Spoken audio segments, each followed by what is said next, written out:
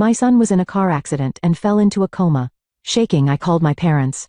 Sorry, we can't come. We have a trip to Hawaii with your sister. Tears streamed down my face. A few days later, I blocked them and cut ties. But then, so did your son pass away? If so, can we get a share of the insurance money? My hand trembled as I silently hung up, in a quiet residential neighborhood of Columbus, Ohio. As the season transitioned to fall in early September, the maple trees lining the streets were gradually beginning to change color. In a modest two-story house on one corner, Carol Wilson lived with her son Tyler. Carol had worked at a local accounting firm, Adams Accounting, for over 10 years, earning trust as a mid-level employee. She kept her light brown hair in a neat bob, and was always meticulous about her appearance. To balance work and family life, she never failed to maintain a detailed schedule. Mom, I'll be late today, so heat up a frozen pizza for me. 16-year-old Tyler was tall, with the same light brown hair as his mother and striking blue eyes inherited from his father, Michael. He was on his high school soccer team, and often spent time with friends after finishing practice. What time will you be home? You need to be back by 10, Carol said, turning around. I know, Tyler replied, waving his hand casually. Carol and Michael Wilson's divorce had happened 5 years ago. Michael had worked as a construction site supervisor, supporting the family, but gradually started coming home late due to work connections and began drowning himself in alcohol. Arguments increased, and Carol made her final decision on the day Michael forgot Tyler's 11th birthday. After the divorce, Michael left Ohio and moved to the West Coast. Though he called Tyler a few times a year, they had grown distant. Child support payments arrived on time, but that was the extent of his responsibilities as a father. Carol's parents, Diane and Harold Johnson, lived in an upscale residential area in the suburbs. Before retirement, Harold had been an executive at a real estate development company and had built considerable wealth. Diane was an upper-class housewife, well known in local social circles. Carol, if you just tried a little harder, you could have a much better life, was what Diane said every time she met her daughter. To Carol it sounded like nothing but criticism. Carol had a sister named Linda. Linda had studied fashion design in college and now worked at an upscale boutique in Cincinnati. Single, she drove around town in a white BMW her parents had given her for the holidays, drawing envy from those around her. Linda is going to Paris again. It's a birthday present from your father. Diane would bring up Linda's accomplishments and smile at Carol with a look of condescension. The relationship between Carol and Linda had been complicated since childhood. Their parents always favored Linda and accepted all her demands. Meanwhile, Carol was often told to be patient because you're the older sister. Even in school, when Carol received straight A's, it was accepted without fanfare. But when Linda got BS, she was lavishly praised. I'm going to the beach with Mom and Dad this weekend. Should I take Tyler along? Linda would say, barely concealing her sense of superiority toward Carol. She had been spoiled by her parents and raised to think only about getting what she wanted. Within this family dynamic, Carol had learned to be independent from an early age. She went to college on scholarship and immediately began working at an accounting firm after graduation. Marriage to Michael, Tyler's birth, and then divorce, she had grown strong and resilient through it all. Tyler, you are my pride and joy, Carol often told her son. Tyler understood his mother's struggles and was grateful. He worked hard at both studies and sports, dreaming of going to medical school someday. For Carol, family now meant only Tyler. Though she maintained obligatory contact with her parents and Linda, the emotional distance between them grew year by year. She sometimes wondered why her family was the way it was. But each time, seeing Tyler's smile would help her face forward again. On a Tuesday evening, Carol felt anxious as Tyler was late coming home. He should have returned long ago. While preparing dinner, she occasionally looked out the window, searching for her son. His practice must have run late, she muttered to herself as she picked up her phone and called Tyler. But there was only a ringing tone with no answer. 10 minutes later, Carol's phone rang. The display showed an unknown number. Hello, this is Carol Wilson, she answered. This is Jones from the emergency department of Mercy General Hospital. Your son has been in a traffic accident. Could you come to the hospital immediately? The voice on the phone was calm, but Carol's heart began to race. Her hands trembled, and her voice caught in her throat. What's his condition? She managed to say. We'll discuss the details at the hospital. Please come as soon as possible. Carol turned off the stove, grabbed her keys, and jumped into her car without even putting on a coat. A cold rain had begun to fall. The dashboard clock showed 8:15 p.m. The trip to the hospital normally took 20 minutes, but to Carol, it felt like forever. Tyler, it's okay, Mama's coming right away. After parking at the emergency entrance of Mercy General Hospital, Carol ran through the rain. When she gave her son's name at the emergency reception, a nurse guided her inside. A middle-aged doctor was waiting. His expression was grave, sending an ominous feeling through Carol's chest. Regarding your son's condition, he was hit by a car while walking with a friend at an intersection. He suffered a severe impact to his head, and is currently in a coma. There is internal bleeding, and his intracranial pressure is elevated. These words sounded distant and faint to Carol's ears. Her vision narrowed, and she felt unsteady on her feet. Please sit down, the doctor supported her elbow. We're currently preparing for emergency surgery. We need to stop the internal bleeding and reduce the brain pressure. Will he survive? Carol asked with trembling lips. The doctor hesitated for a moment, then answered. We will do our best. However, the prospects for recovery are unclear at this point. Carol sat in a chair outside the operating room, covering her face with her hands. Tears flowed unstoppably. The day Tyler was born, his first steps, his first day of school, his smile yesterday morning, all these memories flashed through her mind like a film reel. The surgery lasted 4 hours. At 1 a.m., the doctor appeared with a tired face. The surgery was successful. We've stopped the internal bleeding, and the brain pressure has stabilized. However, he remains in a coma. The next 48 hours will be critical. Carol saw Tyler in the ICU. Half his face was covered in bandages, with an intubation tube in his mouth and an IV in his arm. Monitors beeped rhythmically. She held her son's hand and whispered, Mama is here.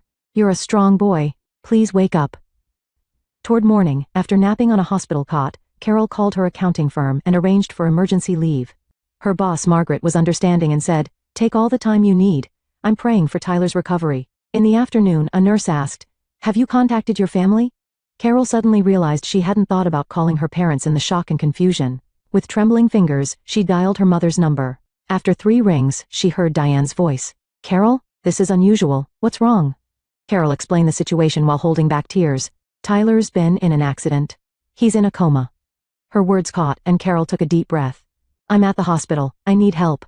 A moment of silence on the other end. Then, oh, that's terrible. But he'll be fine, right? He's young.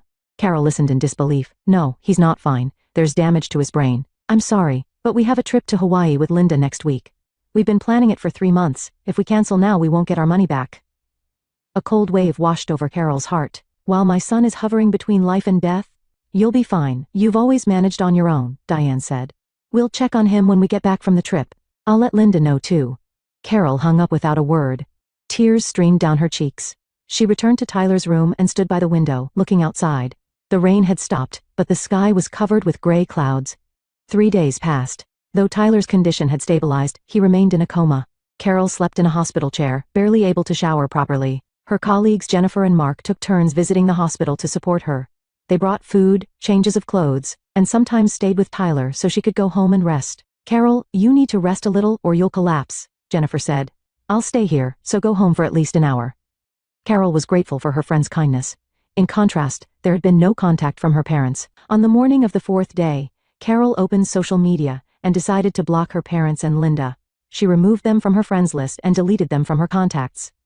I don't need them anymore, she said quietly. That afternoon, as Carol was gently stroking Tyler's head, there was a knock at the hospital room door.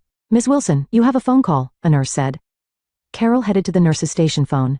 The display showed her mother's number. After a moment's hesitation, she picked up. Carol, we're back from Hawaii. It was a wonderful trip. Diane's voice was cheerful and unapologetic. So, how is Tyler doing? Carol didn't answer. By the way, blocking us on social media is so childish. We're family. Carol still maintained her silence. Has Tyler died?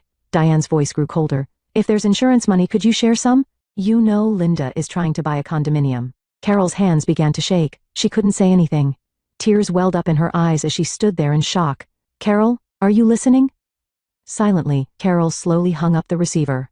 She collapsed onto a bench in the hallway, hugging her trembling shoulders. Nurse Judy sat down beside her. Are you okay? Carol looked up. In her eyes was not just sadness but something else, a sense of determination. I'm fine. I've had enough, she said, standing up and returning to Tyler's room. The morning sunlight streaming through the windows of Mercy General Hospital gently touched Tyler's pale face. Carol sat in the bedside chair, holding her son's hand while reviewing work documents. A week had passed since the accident, but there had been no significant change in Tyler's condition. Good morning, Miss Wilson. Nurse Becky Clark opened the door with a cheerful voice.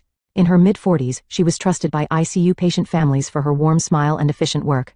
This morning's vitals are stable, and there's some improvement in the brainwaves. Carol managed a tired smile. Thank you, Becky. While checking Tyler's monitors, Becky asked, Have you eaten anything? Carol shook her head. Not yet. This won't do, Becky gently admonished. My lunch break starts at 1. Let's eat something together in the cafeteria. And don't refuse. Carol nodded gratefully. For the past week, Becky had been her emotional support, caring not only for Tyler but for her health as well. Just after noon, as Carol finished replying to emails from the office, Dr. Ramsey came by for rounds. He was the chief neurosurgeon and Tyler's attending physician. "Ms. Wilson, could we talk for a moment?" They stepped into the hallway. Dr. Ramsey began explaining in a gentle tone. "I've looked at Tyler's latest MRI results. The swelling in his brain is gradually subsiding. This is a good sign." Carol felt a glimmer of hope. "Does that mean he might wake up?" "The possibility is definitely increasing." The doctor chose his words carefully. "However, recovery from a coma is unpredictable. We're doing our best, but it may take time." Carol took a deep breath. "I understand. Is there anything I can do?" "Actually, there is. Research shows that even in a comatose state, patients often retain their hearing. Talking to him can stimulate the brain and potentially aid recovery. Share memories, daily events, anything really." Back in Tyler's room, Carol took her son's hand and began talking. She spoke about Tyler as a child, school events, and memories they shared. Sometimes with tears, sometimes with laughter. Later that afternoon, as Carol was talking to Tyler about Wednesday soccer practice, she noticed a subtle change. Tyler's fingers had moved ever so slightly. "Tyler?" Carol caught her breath. "Move your fingers again." But there was no further response. Carol quickly pressed the nurse call button. When Becky rushed in, Carol explained excitedly. "His fingers moved, just a little, but definitely." Becky carefully examined Tyler's hand and checked his neurological reflexes. "This might just be a reflex, but it's a good sign. I'll report it to Dr. Ramsey."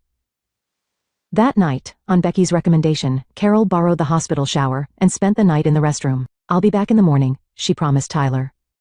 The next morning, when Carol returned to the hospital, the medical team was having a conference in Tyler's room. As she approached, Dr. Ramsey explained, "We're seeing changes in Tyler's brain waves, suggesting an improvement in consciousness level.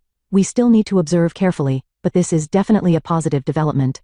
Tears welled up in Carol's eyes. "Thank you." From that day on, talking to Tyler became Carol's daily routine. She spent hours at her son's bedside, reading books and sharing updates about his school friends. Sometimes Tyler's friends visited the hospital and talked to him for short periods. On Monday morning, 2 weeks after the accident, Carol's cell phone rang. The screen displayed Linda. After a moment's hesitation, Carol answered. "Carol? It's been a while." Linda's voice sounded cheerful. "I'm really worried about Tyler." Carol replied coolly. "Hello, I heard from Mom. She said you hung up on her. But she was just concerned." Carol gave a bitter smile. "Concerned? Is talking about insurance money being concerned?" "About that," Linda continued, choosing her words carefully. "Mom and Dad asked me to call you. They're concerned about Tyler too." "Really?" Carol's voice was filled with sarcasm. "And if there's any progress with the insurance, they'd like to know." Carol felt anger rising within her. "Tyler is still alive. This is not the time to talk about insurance money." Of course," Linda quickly said. "It's just preparing for the worst. You must be having a hard time alone? Financial assistance? Might assistance?" Carol's voice trembled. "My son is hovering between life and death, and all you people think about is money." "That's not what I meant." "That's enough," Carol said quietly but firmly. "Don't call again. I have no business with you or our parents anymore." After hanging up, Carol exhaled deeply. Her heart was filled with anger and sadness, but she also felt a strange sense of liberation. She no longer expected anything from them. Returning to Tyler's room, she found Elena Sanchez, the hospital social worker, waiting. She visited regularly to listen to Carol's situation and offer support. "What's wrong? You look pale," Elena asked with concern. Carol sighed and told her about the call from her sister. Elena listened carefully, taking notes. "Miss Wilson, if I may offer some advice," she said with a serious expression. "I recommend you record all communications from your family. Emails, text messages, phone calls, recordings too, if possible." "Why?" "You may need legal protection in the future, especially regarding Tyler's care or his assets," Elena explained quietly. "Your parents' and sister's behavior shows inappropriate financial interest. This could develop into guardianship issues in the future." Carol nodded. "I understand. But is recording legal? In Ohio, one-party consent is legal, meaning as long as you know about it, it's fine." Elena pointed to Carol's mobile phone. "A simple recording app would be good to have." That evening, following Elena's advice, Carol installed a recording app on her phone. She never thought she would go this far, but understood it was necessary to protect Tyler. The next day, insurance documents arrived from the hospital's accounting department. Carol carefully reviewed them and filled out the required information. Most of the accident treatment costs would likely be covered by insurance, but additional applications might be needed for long-term rehabilitation. "Is there a problem?" asked Nancy from accounting. "No, it's fine," Carol smiled. "It's just that my family has an unusual interest in the insurance money." Nancy showed a sympathetic expression. "That happens often, unfortunately. If you need anything, please feel free to consult with me." At the end of that week, Tyler's medical team held a new evaluation meeting. With continued improvement in brain waves and more active neurological reflexes, They began to show cautious optimism. Signs of recovery are definitely present, Doctor, Ramsey explained. Of course, the road to full recovery may be long, but we are hopeful. Carol deeply thanked the doctors. A new light of hope had been kindled in her heart. Tyler would come back, and this time she was determined to do whatever it took to protect him. Back in the room, it had started raining outside, but Carol's heart was clear. She approached Tyler's bed and spoke gently. It won't be long now, Tyler. The day you return to us is getting closer. Mama will always be waiting right here. And she squeezed her son's hand. Mom! A faint voice broke the silence in the hospital room. Carol looked up from the magazine she was reading and stared at the bed. Tyler's eyes were half open, looking toward her. Tyler? Carol gasped and rushed to her son's side. Can you hear me? It's Mom. Tyler's lips moved slightly. Mom, where? Carol pressed the nurse call button while gripping her son's hand. In an instant, medical staff gathered in the room. Becky was the first to arrive and immediately called for a doctor. Tyler, you're in the hospital. You had an accident, but it's okay, you've come back. Carol's voice trembled with excitement and relief. Dr. Ramsey checked Tyler's pupil response and asked a few simple questions. What's your name? Tyler, Wilson, the boy answered in a hoarse voice. What grade are you in? Tyler thought for a moment and replied, high school sophomore. Dr. Ramsey nodded with satisfaction. His consciousness is clear. Basic cognitive functions seem to be preserved. After the examination, Carol was left alone with her son. Tyler was still weak and couldn't talk for long, but there was definite recognition in his eyes. How long? He asked. 3 weeks, Carol answered. You've been asleep. Tyler nodded slowly. Were you scared? Tears welled up in Carol's eyes. Yes, very. But you were strong, really strong. That afternoon, Tyler gradually became able to stay awake for longer periods. He was still confused but could recognize Carol and the medical staff. The rehabilitation team conducted an assessment, and plans were made to begin light rehabilitation the next day. It's a miracle, physical therapist Michael Chen said. His age and physical fitness are helping his recovery. Of course, the road ahead is long, but he'll get through it. Carol couldn't contain her joy. She contacted her workplace and friends to share the news of Tyler's awakening. Congratulations and words of encouragement poured in. The next morning, as Carol was helping Tyler with breakfast, the hospital room door opened. Turning around, she saw her parents and Linda standing there. Carol, we heard Tyler woke up, her mother Diane said. We came right away. Carol was momentarily speechless, her heart filled with caution and anger, but she tried to remain calm in front of Tyler. Tyler, remember? These are Grandma, Grandpa, and Aunt Linda, Carol said, feigning composure. Tyler looked at them with confusion. Oh yes. Diane approached Tyler's bed with a sweet smile. Oh Tyler, you've been through so much. Grandma and Grandpa were so worried. Harold stood by the bed and lightly patted his grandson's shoulder. You're a strong boy. That's the Wilson blood in you. Linda took a small box from her designer bag. A get-well gift. A brand name watch. Perfect for a high school boy, don't you think? Carol felt uncomfortable with their sudden appearance and excessive kindness. No contact for 3 weeks, then appearing as soon as Tyler woke up. And expensive gifts. She tapped the recording app icon and put her phone in her pocket. Carol, could we talk in the hallway for a bit? Diane asked. When the two were in the hallway, Diane changed her tone. Why didn't you tell us Tyler had woken up? We're family. Family? Carol said sarcastically.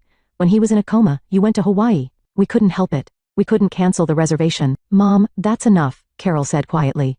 I know why you're here now, but let me warn you, don't cause Tyler any unnecessary stress. Back in the room, Harold was having an awkward conversation with Tyler.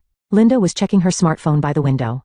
That afternoon, while Carol was briefly on a work call, Harold sat by Tyler's bedside. As Carol was about to return from outside the door, she heard his words. Tyler, about your insurance, has your mother started the procedures? When Carol entered the room, Tyler was looking at his grandfather with a confused expression. Insurance?